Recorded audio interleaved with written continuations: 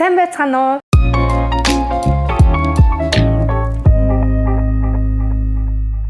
За өнөөдөр би та бүхэндээ өөрийн хэрэгжүүлдэг нэгэн аргыг танилцуулах гэж байна. Тэр юу вэ гэхээр хүмүүс сүүлийн үед бол нэлээд жиндээ анхаардаг, жингээ хэрхэн хасах талаар санаа зовдөг болсон.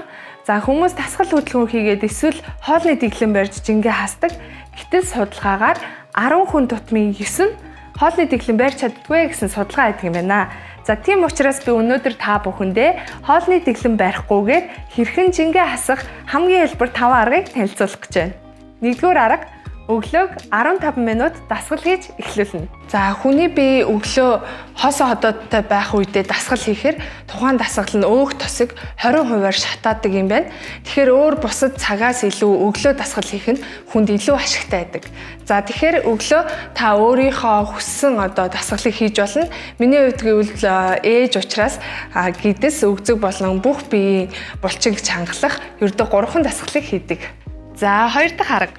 За миний хэрэгжүүлдэг хоёр дахь арга гэвэл өглөөг уураг ихтэй бүтээгдэхүүнээр эхэлдэг. За өглөөний цайндаа би тарган дээр өөрийн дуртай жимс, за эсвэл самарыг хийгээд хутгаад иддэг байгаа. За учир нь бол жимс бол мэдээж амин дэм, витаминаар баялаг. За харин самар бол өөрөө маш их уураг сайтай бүтээгдэхүүн байдаг. За Америкийн нэгдсэн улсын судалгаагаар 81 мянган хүнд судалгаа хийхэд за самар иддэг хүмүүс бол зүрх судасны өвчнөөс сэргийлж исэн. Дээрээс нь бол холестерины түвшинг маш сайн бууруулж чадчихсан гэсэн судалгаа байт юм байна. Тэгэхээр өглөөд самартай, жимстэй тараг уух нь бол маш үр дүнтэй аргын нэг байдаг. За учир нь ус уух бол мэдээж хүний биед сайн. За дээрэс нь ус нь хүний биеийн калори шатаахад тодорхой хэмжээний нөлөө үзүүлдэг гэсэн нотлохоос байдаг юм байна. За бас нэг зүйлийг хэлэхэд хүн ам цангаж байгаа болон өсөж байгаа тэр мэдрэмж нь яг ижил тохиогоор хүний тархинд ирдэг. Тийм болохоор та өсөж гин үү ам цангаж гин үү гэдгийг мэдхийн тулд хэрвээ магадгүй та өсөж байгаа юм шиг мэдрэмж төрвөл хамгийн түрүүнд ямар ч байсан нэг стакан ус ууж үзээрэй гэж хэлмээр байна. За дөрөв дэх арга. Миний хэрэгжүүлдэг дөрөв дэх арга бол бор будаа, бор гурил, овёсын төрлийн үр тариаг хоол хүнсэндээ хэрэглэх байдаг. За энэхүү үр тарианы төрлийн бүтээгдэхүүнүүдийг манай монголчууд хоол хүнсэндээ хэрэглэхээр чадахгүй юм шиг ойлгодог, тэгж бас ярьдаг. Гэтэл үгүй энэ төрлийн үр тарианууд бол таныг бүрэн татгаж чадна. Дээрээс нь энэ бүтээгдэхүүн витамин, за мөн кали, төмөр агуулдаг учраас хүний биед маш сайн байдаг.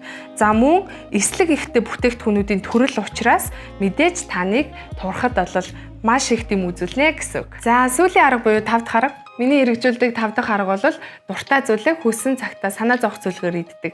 За өөрөөр хэлбэл та өөрийнхөө хүссэн зүйлийг санаа зовохгүйгээр идээд өөрийгөө эрхлүүлж бай гэж хэлэх гээд байгаа.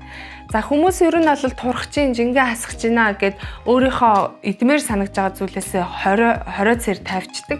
За тэгээ хориглох тусам л бүр идмээр санагдаад байдаг учраас энэ удаад бол та тэгэх хэрэггүй гэж би хэлэх гээд байна. За тэгээд би идмээр санагдсан зүйлээ бол санаа зовлтгүйгээр идээд түүнийхээ араас ямар нэгэн эслэг агуулсан хүнсний бүтээгдэхүүнийг хэрэглэхийг зорддог. За саяхан Coca-Cola Plus гэдэг ийм шинэ ундаа гарсан байсан. Энэ ундаа нь хүнсний эслэг агуулсан. Дээрээс нь сахаргүй учраас надад маш их таалагдсан. За тэгэхээр та бүхэн өөрийн идмээр байгаа зүйлээ идээд араас нь хүнсний эслэг агуулсан бүтээгдэхүүн хэрэглэвэл мэдээж таны эзнийг гүрэлцэх хөдөлгөөн сайжирна. За мөн цусан дах өөх тосны хэмжээ багасдаг. Тэгэхээр санаа зовлтгүйгээр өөрийгөө санаа зовлтгүйгээр эрхлүүл хамгийн гол нь түүнийхээ араас хүнсний эслэг агуулсан бүтээгдэхүүнийг хэрэглээрэй гэж хэлмээр байна.